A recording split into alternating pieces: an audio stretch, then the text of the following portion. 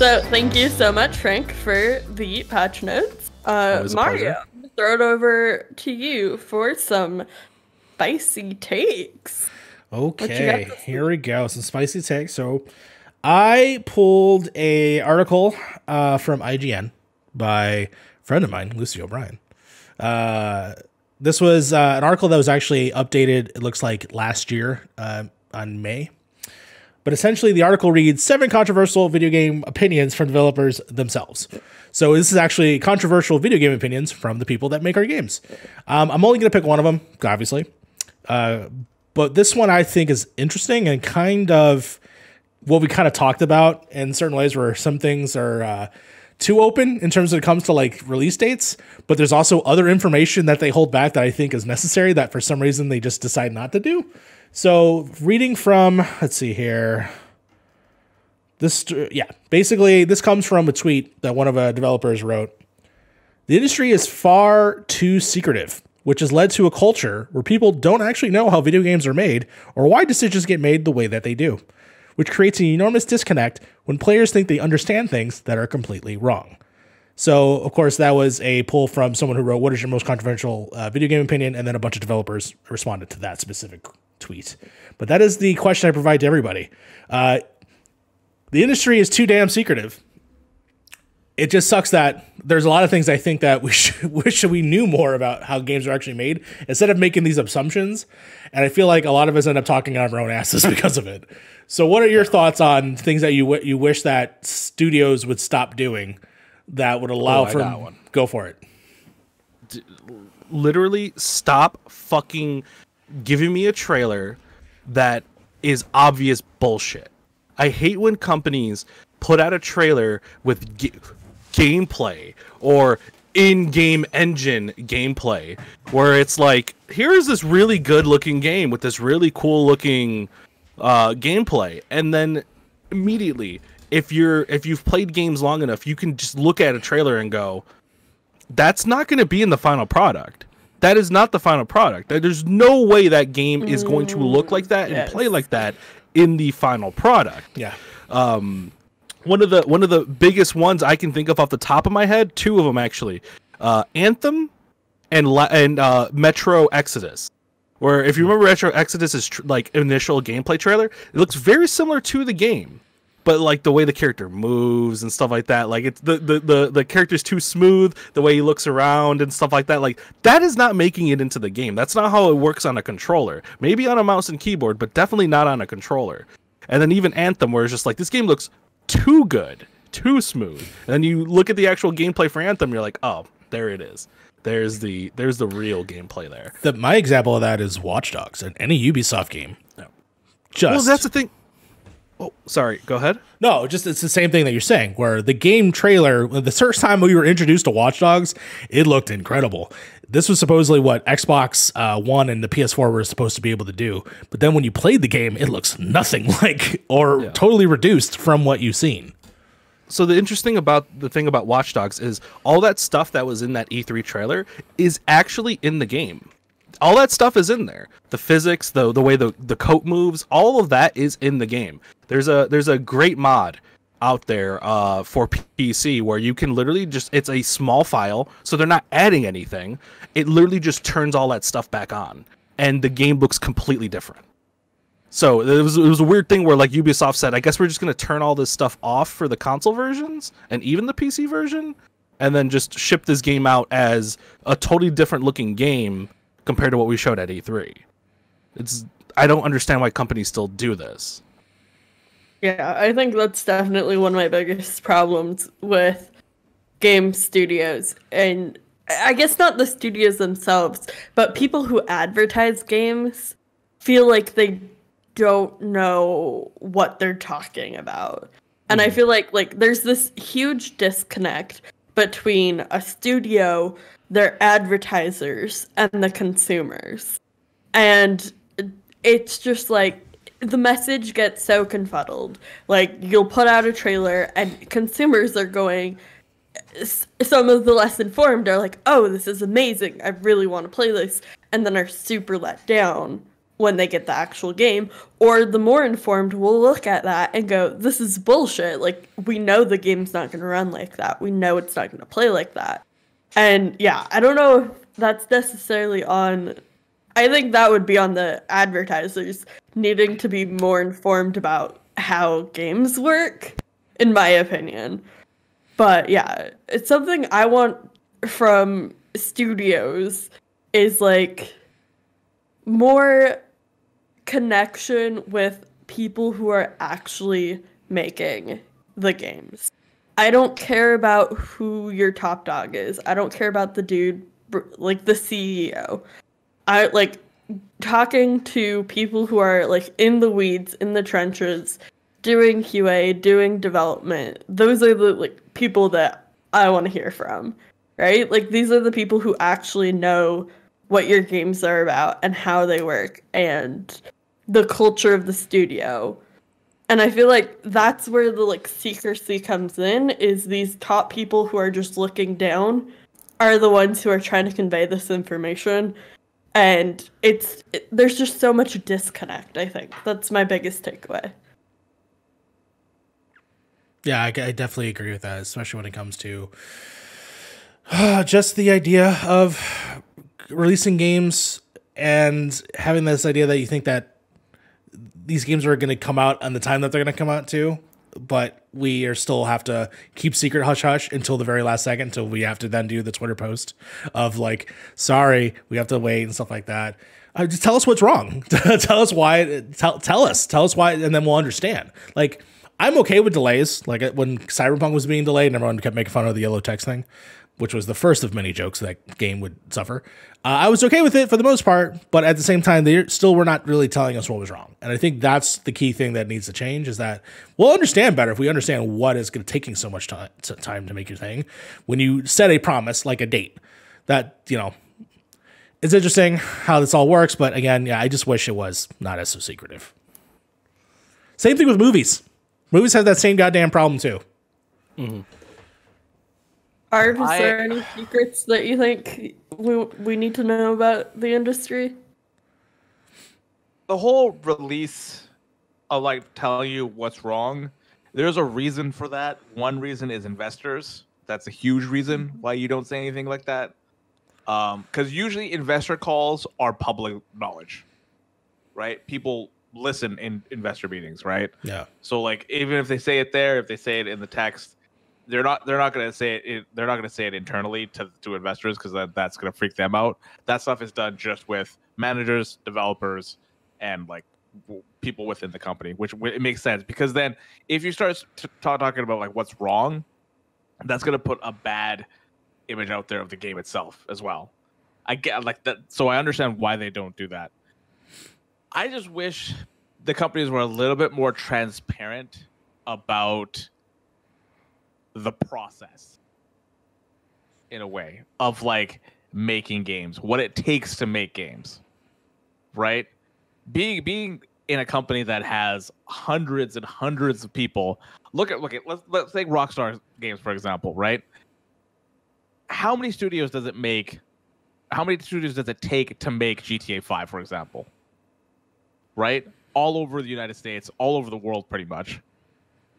Just being a little bit more honest about like who's working on it and what it takes to get everybody on the same page for making a game. I can't even imagine how GTA 6 is working right now with the pandemic happening. Like, are we gonna see this game in the next like 3 or 4 years? Maybe in the next 4 years.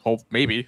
Yeah, even if they're making it, again, I don't even know if they're making it. They have to be making something, right? They have to be making it. Yeah, they've got to be making it. Yeah, But like, if we're hitting around that time, it should be already either announced or it's on its way. It has to be, because it's already almost been 10 years. The thing is, like, when all these announcements, all this stuff that comes out when they get delayed, I wish they would be a little bit more honest of like, we're COVID is happening right now. It's hard. We can't hit our deadlines. The deadlines are we have to push back. Like, the project has to get pushed back a little bit because of these reasons. Internally, whatever is happening, like if something is on fire and stuff like that, you guys don't need to tell us that. In my opinion, I don't need to know that stuff. That's your guys' internal business, right? But when it comes to like if you guys aren't hitting deadlines or if like COVID is affecting it. That's more. I just want more transparency when it comes to these things, because making stuff with big companies, everything moves slow, man. I've noticed it now because like I've never worked really for a big company, and now working for a really big company and just like seeing what is happening, and like just looking at like the tickets that like come in to like fix stuff. It is slow. Like one person's been on the same ticket for like a week, and he can't get anything done because somebody else is blocking it some other place where he needs it. Yeah, and it's just like I just want a little bit more transparency when it comes to like deadlines and stuff like that. It's like, yeah, we try to hit this date, but the reasons were X, Y, and Z, and then go from there, kind of type thing.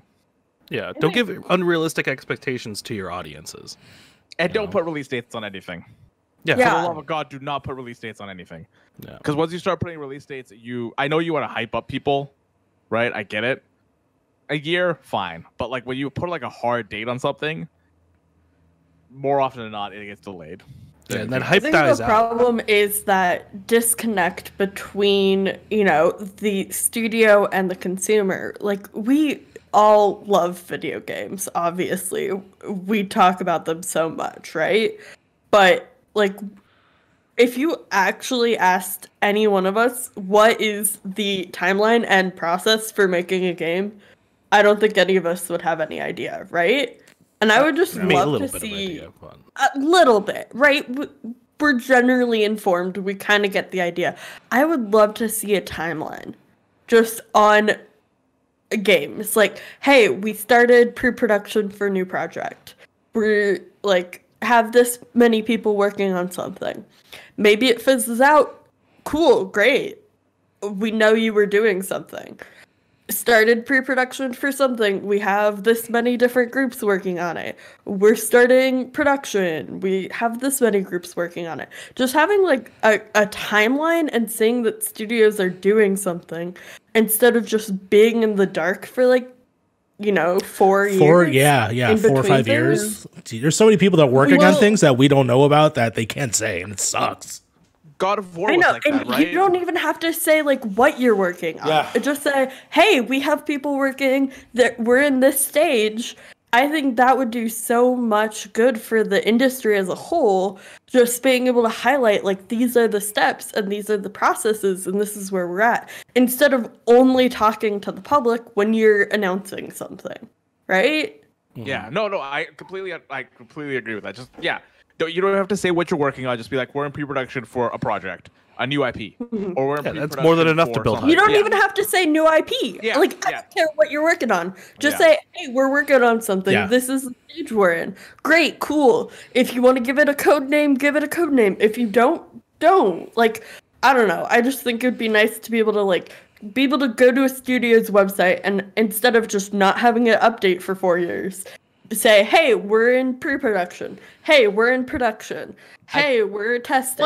Whatever. I think that's what a lot of people like Kickstarters for. Is there's a number of video games that have been coming through Kickstarters recently where you can see, for example, Coral Island, which is if you signed up for the Kickstarter, you get to play in June, and then later on this year for everyone else.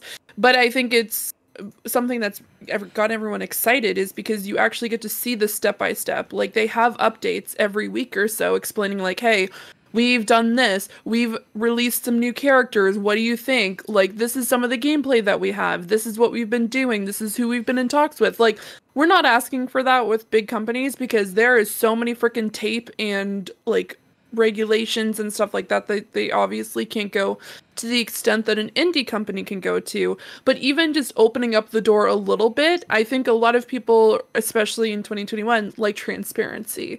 You don't have to show how the cookie is made or whatever it is, but you like people want to see a little bit more. You might get more people even more excited because they're on this like journey with you and trying to, finding out that you have a game coming out and this is kind of where you are and stuff like that. That's why people get excited about trailers and seeing like a little bit of gameplay. But I think a lot of the bigger companies are in this older mindset where they have to hide everything. It has to be a surprise. Like, we can only show a little bit of it. But I see more people excited about the indies that are showing like a substantial amount more on how the process is going through and how it's been made, then, oh, I know that we talked about this game that like in 2015, but here's a sneak peek, and then it's just like 2 seconds and then a name. Like, I don't, Okay. yeah, Like, I don't know okay. what do you want from me? Like, I'm more hyped about like, hey, here's this indie game that's showing like 10 minutes of, here's the trailer, this is the team that's working on it, here's some gameplay, actual gameplay, not,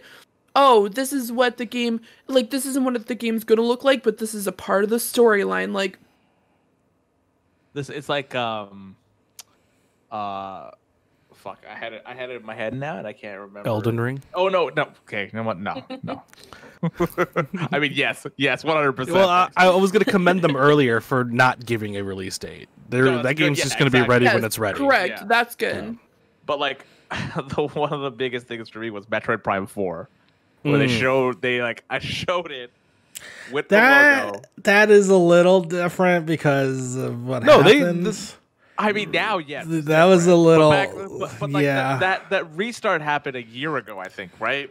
2 years now. It has been 2 years now. Yeah, like since the restart? 2019, I think. Yeah, But but like from scratch, yeah, which from is scratch, which is messed up. I mean, they were at crazy. least honest about it. They're like, hey, Nintendo, I feel, is the most honest out of all of them when it comes to this stuff. But I think it's because they are more of a Japanese-centric company that they are more honest in that regard.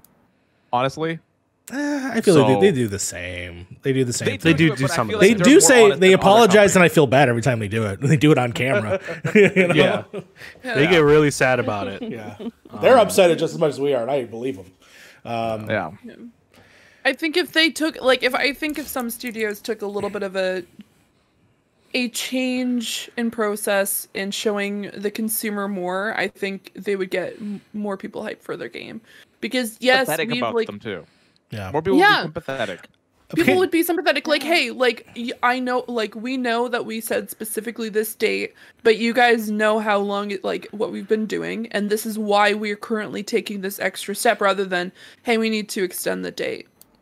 That's it. I think the indie comparison is huge. That's a great example, Fee. You know, indie studios are so transparent because they have to be, because they rely on the public support, right?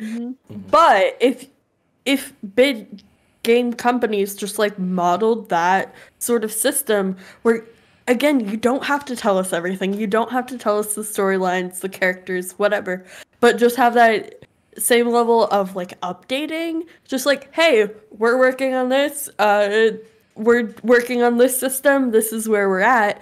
Then when we go, oh, hey, you know, like, we know we said this date, but, you know, we still have to finish up working on this part, we'll all go, oh, okay, we see you're doing something, right?